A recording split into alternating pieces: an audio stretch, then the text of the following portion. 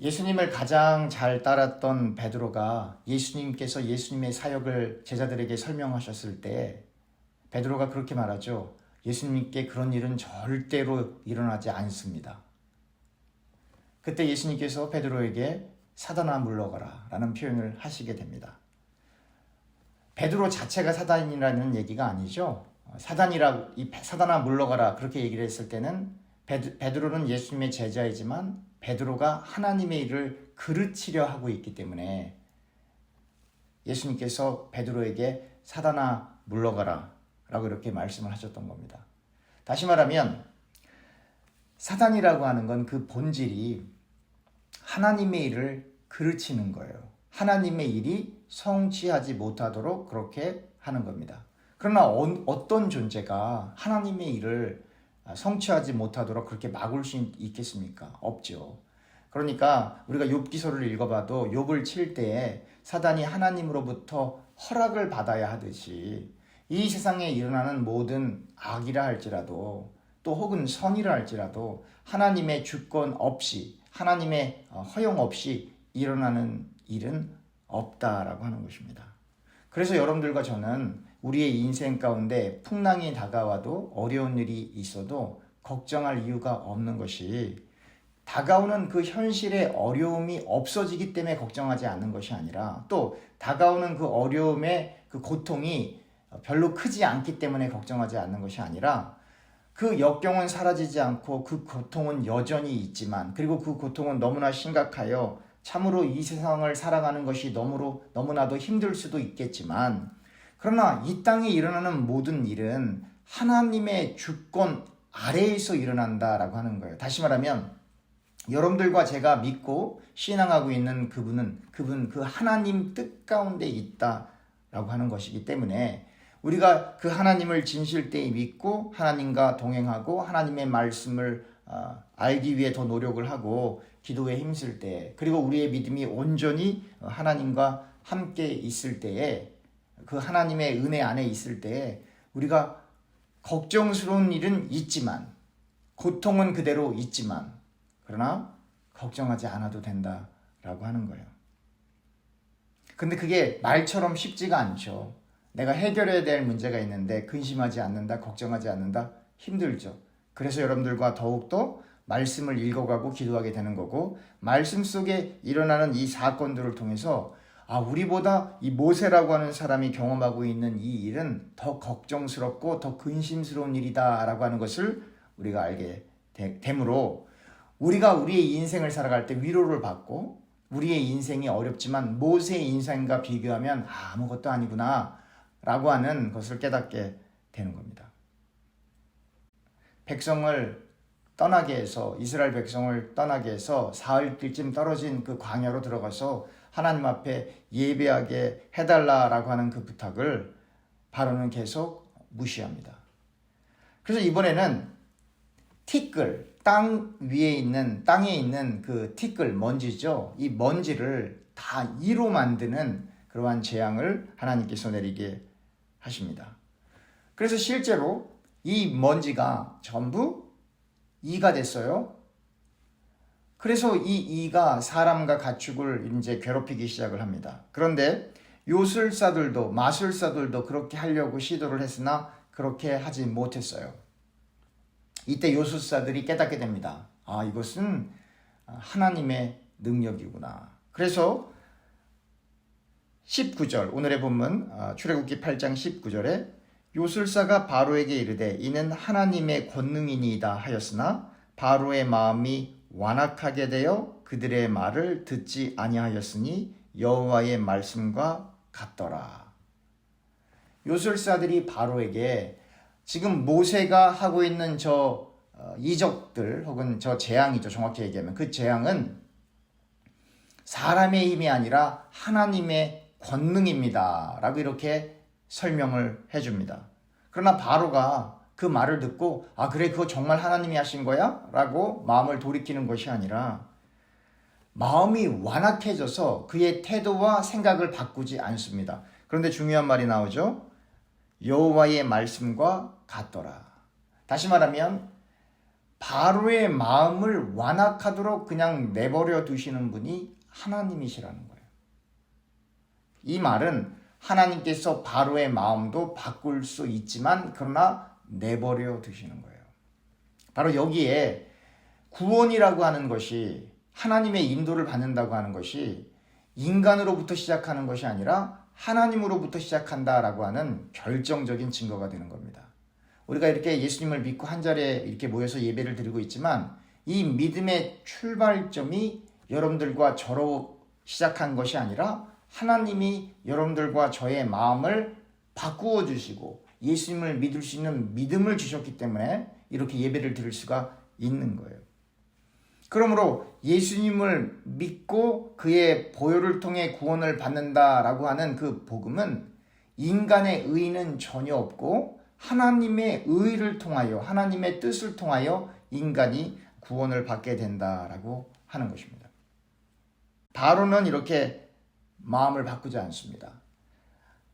아무리 큰 이적을 봐도 마음을 바꾸지 않습니다. 사람은 눈에 보이는 가시적인 어떠한 기적과 현상들을 통해서 놀랄 수 있고 두려워할 수 있고 근심할 수 있지만 그러나 그 현상들을 통해서 사람이 깨닫고 마음을 바꾸는 게 아니에요. 그 대표적인 예가 오늘에 등장하는 바로입니다. 바로가 이렇게 해서 계속 말을 듣지 않자 이번에는 하나님께서 파리를 보내서 애굽 전체의 땅을 파리로 가득하게 합니다.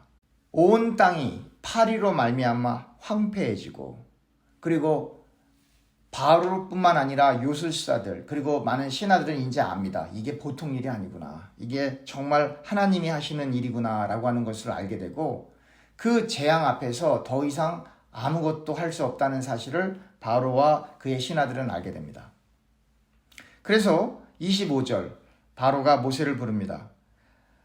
바로가 모세와 아론을 불러 이르되 너희는 가서 이 땅에서 너희 하나님께 제사를 드리라. 이렇게 얘기하는 거예요. 바로가. 그래, 오케이, 제사 드리는 건 좋아. 그런데 광야로 가지 말고 그냥 여기서 이 땅에서 예배 드려. 이렇게 얘기를 하는 거죠.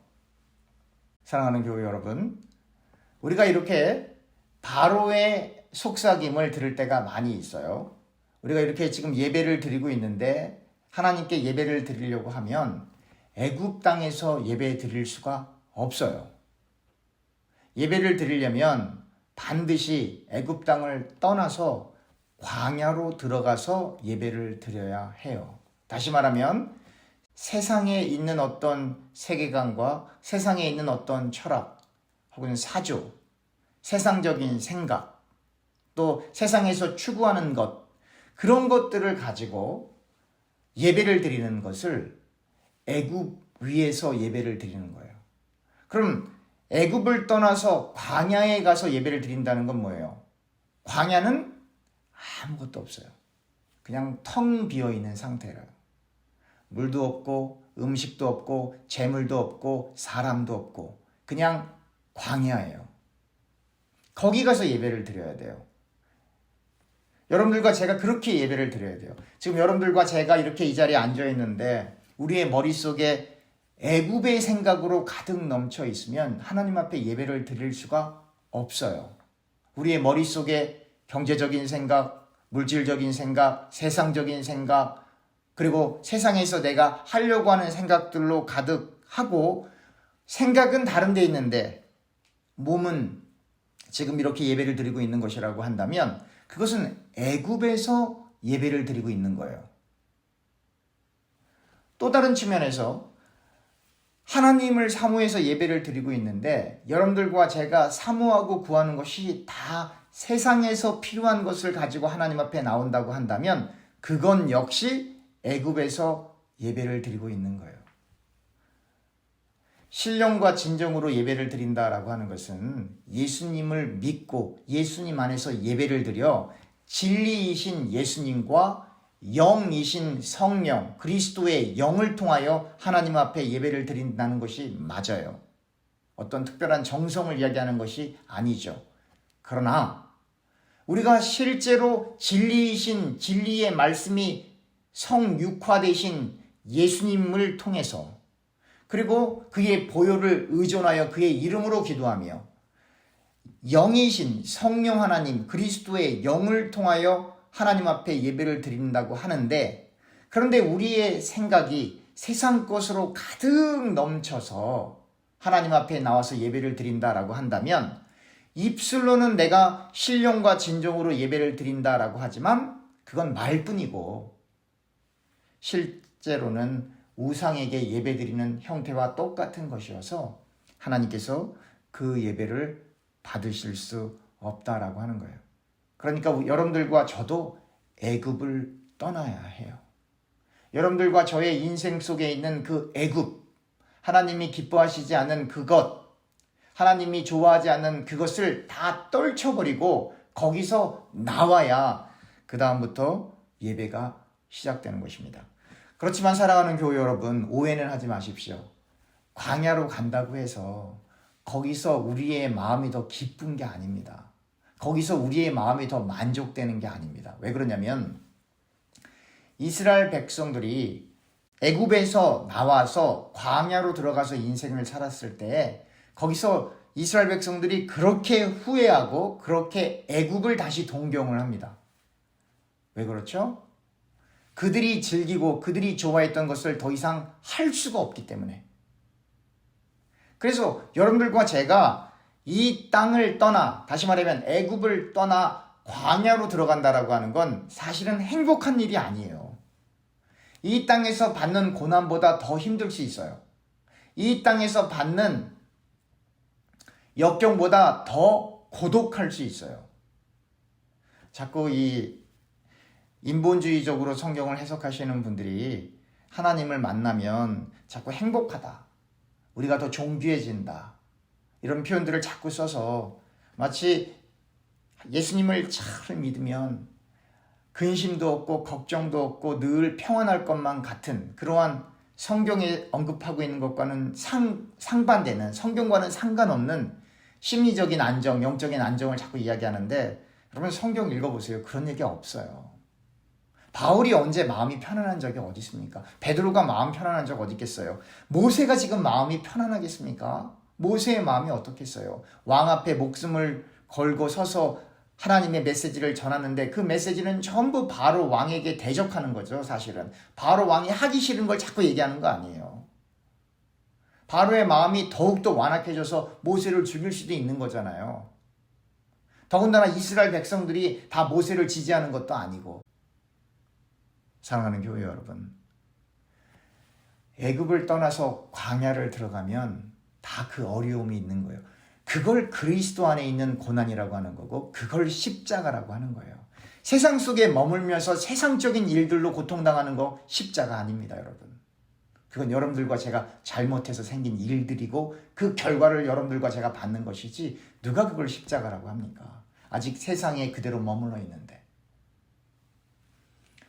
세상에 머물러 있어도 어려움은 여전히 있고 세상을 떠나 광야를 들어가도 여전히 어려움은 있어요. 그러나 그 어려움의 퀄리티가 다른 거예요.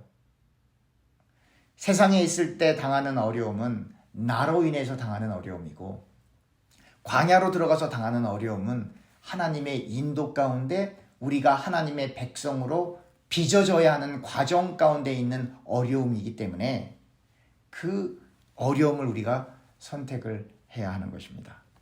나는 예수님을 믿었더니 너무 만족해요, 행복해요 라고 하는 그런 부분들이 분명히 있기는 있지만, 그 기쁨과 그 안식이 이 땅을 살아가는 동안에 지속적으로 우리가 경험하는 것은 아니죠. 이 땅에서 우리가 순간순간 잠깐 그 기쁨과 행복을 경험할 건 맞아요. 하는 건 맞아요. 그러나 그 행복과 기쁨과 평안은 이 땅이 아니라 이 땅을 마친 다음에 영원토록 경험하게 되는 것입니다. 결론은 그렇습니다. 여러분들과 제가 가능한 한 빨리 애굽을 떠나야 돼요. 나 예수님 믿어요. 여러분, 바로도 하나님이 살아계신 걸 알고, 요술사들도 하나님이 살아계신 걸 알고, 모세도 알고 있고, 이스라엘 백성들, 그리고 이집트에 있는 모든 사람들이 다 알아요. 하나님 계시다는 거. 먼지가 다 이루병했는데 지금 온 사방에 파리떼로 가득 넘치는데 하나님 없어 그럴 사람이 어디 있어요? 다 알죠. 다 알아도 바로의 마음이 완악해지는 것처럼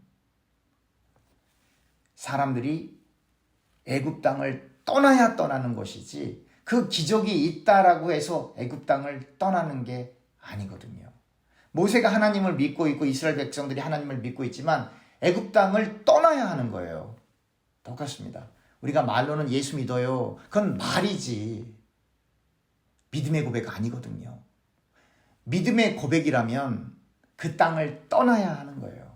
그 죄를 떠나야 하는 거예요. 그 죄성을 우리가 비워내야 하는 거예요.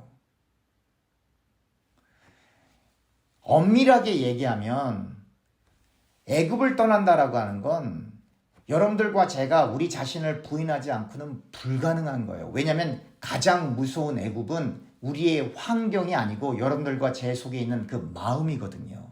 우리 속에 있는 미워하는 마음, 질투하는 마음, 분노하는 마음, 음란한 마음, 세상 것을 사모하는 마음, 세상에서 높아지고 싶어하는 마음, 더 부유해지고 싶어하는 마음, 그 마음이 애굽이에요.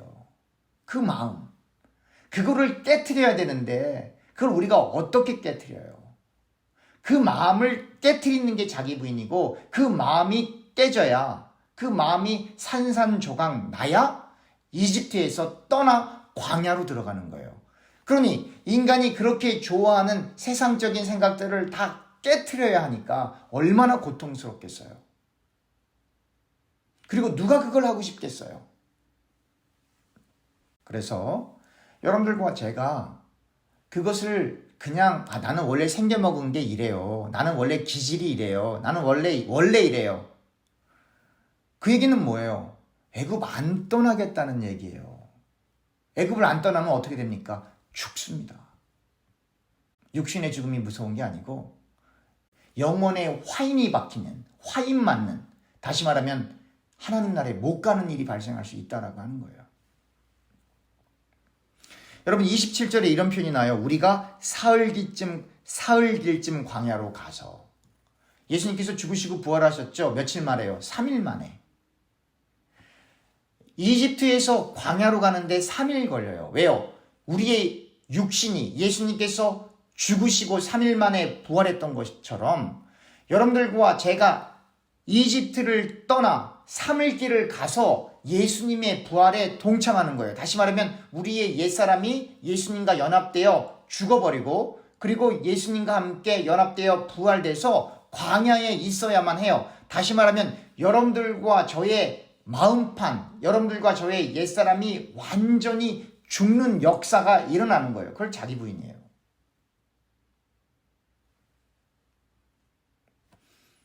그게 안 되면 예배를 드릴 수도 없고 그게 안 되면 우리가 이 땅을 마친 이후에 눈을 떴을 때 하나님 품이 아닐 수도 있어요. 그러니 얼마나 무서운 일이에요. 아니 성경엔 예수 믿으면 천국 간다고 써 있잖아요. 맞아요. 그럼 예수 믿는 것이 무엇인지 구약 성경이 이렇게 구체적으로 설명해 주고 있는 거예요. 예수 믿는 것이다 라고 하는 것은 말로 내가 한 번 말하는 게 아니고 지금 이렇게 예배 드리는 것이다 예수 믿는 게 아니고 이집트를 떠나야 한다고요.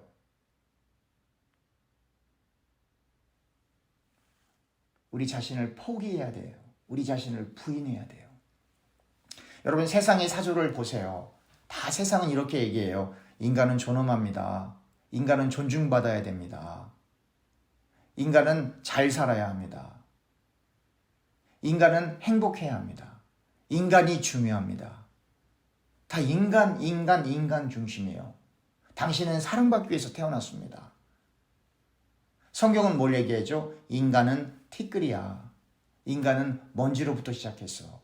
인간은 철저하게 자기를 부인해야 돼. 왜 그러냐면 하나님은 하나님 자신을 부인할 수가 없고 그 하나님의 창조를 통해서 이 땅에 나온 피조물들은 전부 부인을 당해야 하기 때문에 그래야 이집트를 떠날 수 있기 때문에 애굽을 떠날 수 있기 때문에 그게 안 되면 예수를 믿고 있는 상태가 아니기 때문에 그렇게 성경은 정반대로 가는 거예요. 왜 이 땅에 전쟁이 이렇게 일어나고 이 땅에 왜 이렇게 어려운 일이 일어납니까? 다 인간 중심대로 인생을 살아가기 때문에 그렇죠. 그러나 그 인간이 사라지고 예수 중심, 하나님 중심으로 인생을 살아가게 되면 왜 이 세상에 전쟁과 폭력과 그런 사건 사고들이 왜 일어나겠어요? 안 일어나는 거죠. 여러분들과 저는 예수를 믿는다라고 고백을 하는 것은 이집트를 떠나서, 다시 말하면 이집트를 떠난다라고 하는 건 여러분들과 여러분 자신 그리고 저도 마찬가지고요. 우리의 마음을 떠나는 거예요. 그리고 광야로 들어가는 거예요. 하나님만 바라보기 위해서. 그 노력이 없으면 우리가 어떻게 예수를 믿는다고 말을 하겠습니까?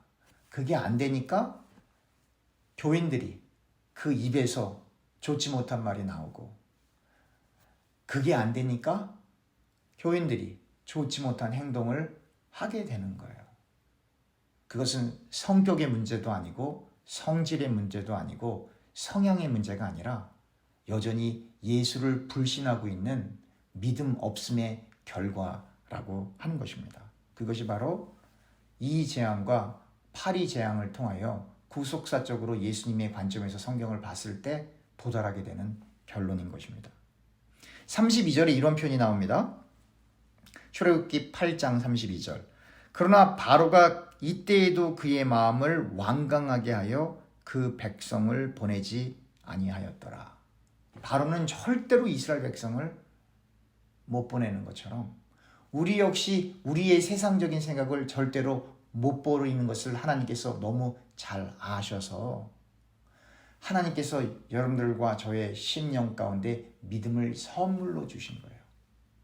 우리가 진취적으로 우리로부터 시작하여 예수를 믿은 게 아니라 하나님께서 우리가 믿을 수 없는 완벽하게 전적으로 타락한 바로와 똑같은 상태에 있음을 깨닫게 해주셔서, 그리고 그 가운데 믿음을 주셔서 우리가 그나마 이렇게 예배를 드릴 수 있는 거예요. 그나마 이렇게 예배를 드릴 수 있지만, 그러나 여러분 여전히 우리 가운데 들어오는 불편한 마음, 갈등하는 마음, 사랑할 수 없는 마음, 그게 바로의 마음이고 그게 마귀의 마음이고 사탄의 마음이고, 그 마음을 지속해서 갖고 있다라고 하는 것은 아직도 예수를 믿지 못한다라고 하는 결과이기 때문에, 그래서 두렵고 떨림으로 구원을 완성하라, 이 말은 내가 정말 예수님을 나의 구주로 고백할 수 없어서가 아니라 고백은 하고 있는데 그 믿음의 고백과 부합된 행동도 아니에요. 내 말도 아니에요. 행동과 말 이전에 마음 상태가 여전히 애굽에 가 있다라고 하는 거예요. 누구의 말이에요? 그게 바울의 말이에요. 그러니까 무서운 거예요, 바울이. 그렇게 열심히 복음을 전하고 교회를 세우고 하는데도 여전히 그 마음에 떨어지지 않는 애국적인 세상적인 생각을 떨칠 수가 없는 그 바울이 그 정도면 여러분들과 저는 어느 정도겠습니까? 그래서 제가 늘 오늘도 매 설교 때마다 강조하는 것이, 우리는 그 누구도 비판하고 판단하고 정죄할 수가 없다라고 하는 거예요. 왜죠? 우리는 그 비판받고 판단받고 정죄받는 그 사람보다 더 나쁜 사람이고 더 죄 많은 사람이기 때문에, 우리는 우리 자신을 잘 포장하고 감추고 하는 위선적인 인생을 살아가고 있기 때문에, 그러나 그럼에도 불구하고 그 안에 주신 그 은혜, 그 예수 그리스도의 그 한 방울의 피로 인하여 우리가 염치불구하고 사실 하나님 앞에 나와 이렇게 예배하는 거 아닙니까? 이걸 깨닫지 못하면 정말 예수 믿는다라고 말하는 것이 부끄러울 만큼 불신하고 있는 그러한 바로의 마음과 같은 상태에 있다라고 하는 것입니다. 말씀을 맺겠습니다. 우리의 의로 구원받는 게 아닙니다. 우리의 노력으로 하나님 나라에 가는 것도 아닙니다. 하나님 나라는 믿음으로 가는 것인데, 그 믿음은 우리로부터 시작한 것이 아니라 하나님으로부터 와서 우리에게 부여되었습니다. 그 하나님 때문에 하나님 나라를 가게 되는 것인데요. 그러면 우리는 어떻게 이 짧은 인생을 살아야 하겠습니까? 그리고 우리가 기도할 때, 예배할 때 무엇을 구해야 하겠습니까? 기도하겠습니다. 하나님, 하나님께서 우리에게 더 큰 믿음을 주시고 더 큰 통찰력을 주셔서 하나님의 귀한 말씀을 하나님이 의도하시는 바대로 깨달을 수 있도록 하나님 우리에게 성령의 충만함을 허락하여 주시옵소서.